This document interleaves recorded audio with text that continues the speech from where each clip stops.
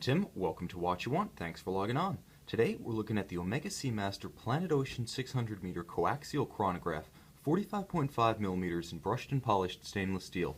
This Seamaster Planet Ocean Coaxial Chronograph is, like all the watches showcased on our YouTube channel, actual inventory in stock and ready for immediate delivery from our retail website, watchyouwant.com. And if you like getting the latest news, views, and reviews in daily video format, please subscribe to our YouTube channel, Watch You Want Inc. Now, the watch you see here represents something like the second kick in the rollout of the Omega Seamaster Planet Ocean series. Bigger in size, more complex in features, and a little bit heritage-inspired in their appearance, the Planet Oceans debuted in 2005. This watch here, the Planet Ocean Coaxial Chronograph, features what I like to call the evolution of the species, the arrival of the in-house Omega-exclusive caliber 9300 coaxial chronograph. Designed from the ground up as a coaxial chronograph caliper, it dramatically improved the durability and the horological interest and value of the Seamaster Planet Ocean chronograph.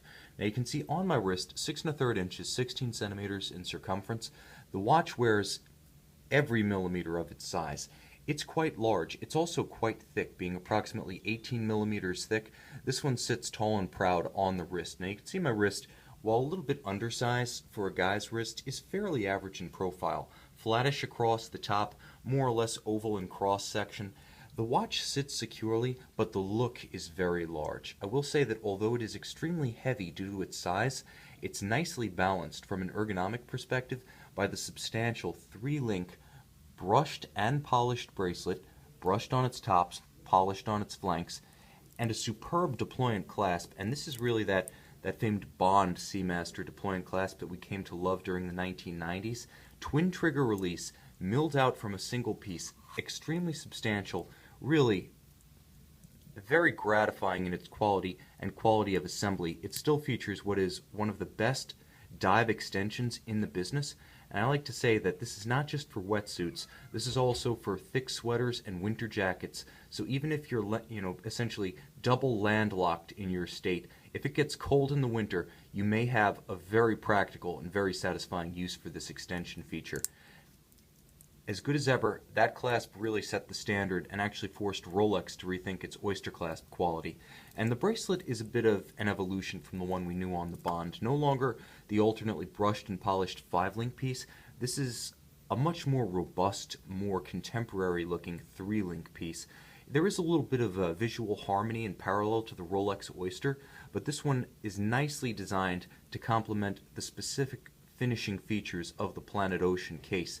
You can see how the polished portions on the flanks of the links actually flow into the polished bevels of the case itself. Now the case is very substantial, very machine-like, almost like a giant bank vault. It does feature the beveled lug look that has been a signature of the Omega professional watches since the 60s, the Seamaster and the Speedmaster professionals, but the proportions are far chunkier.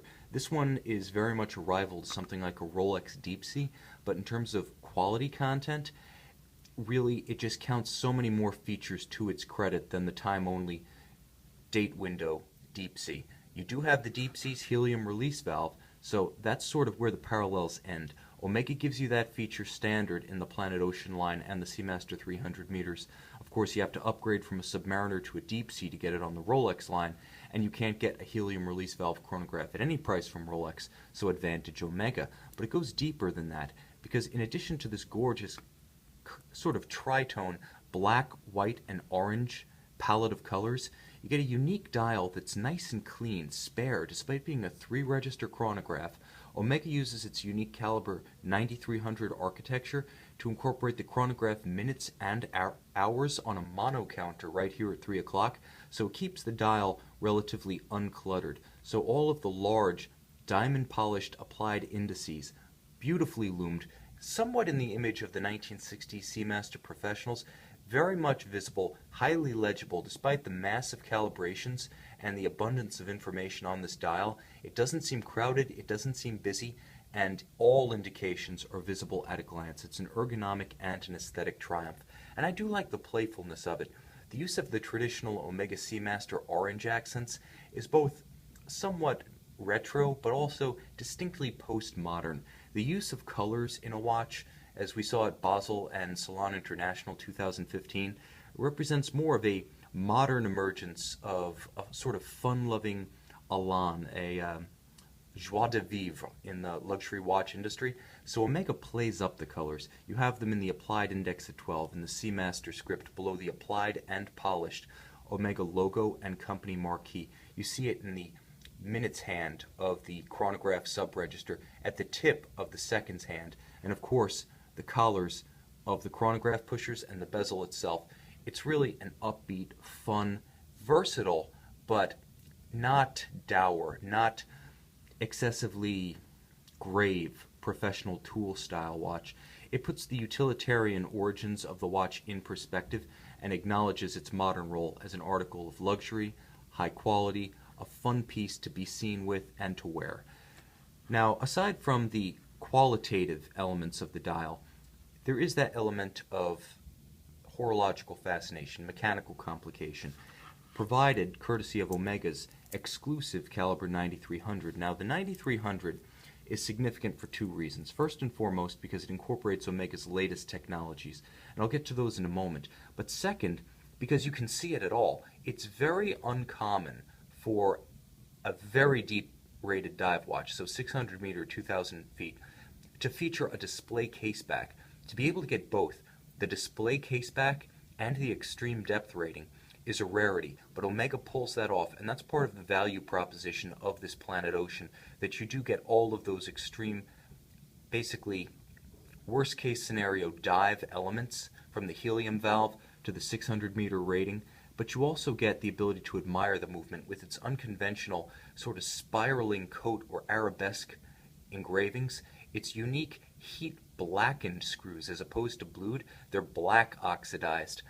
It's an interesting contrast between the brilliant silver shine of the rhodium and the black oxidized screws. And then, of course, you have the red inked engravings and the violet glow of the pivot jewels themselves. So there's a lot of color, there's a lot of contrast.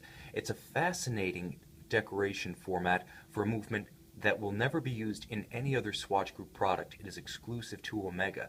Now, it also features a superb 60-hour power reserve, so far more than the industry standard 42 hours, thanks to twin barrels in series. It also gives a nice even torque release over the full power reserve rated duration, so the watch, which is a COSC rated Swiss chronometer, maintains outstanding precision from the beginning to the termination of its mainspring wind. And featuring a twin anchored, you can see anchored here and anchored here, balance bridge, it does a better job of absorbing and attenuating shock than a conventional cantilevered balance. But what it also does, thanks to the free-sprung regulator, you can see it right there under my thumb, is largely shake off shocks entirely. Not just shock resistant, but because that regulator can't move like a conventional mobile index, if the watch does take a knock, a true sports watch movement, it won't have its timing altered by a slip of that index regulator. Because it's fixed, all adjustments are made to variable inertia balance blocks on the wheel itself. And it does feature Omega's silicon hairspring for robust anti-magnetic properties and virtual immunity to thermal-induced or temperature-induced timing variations.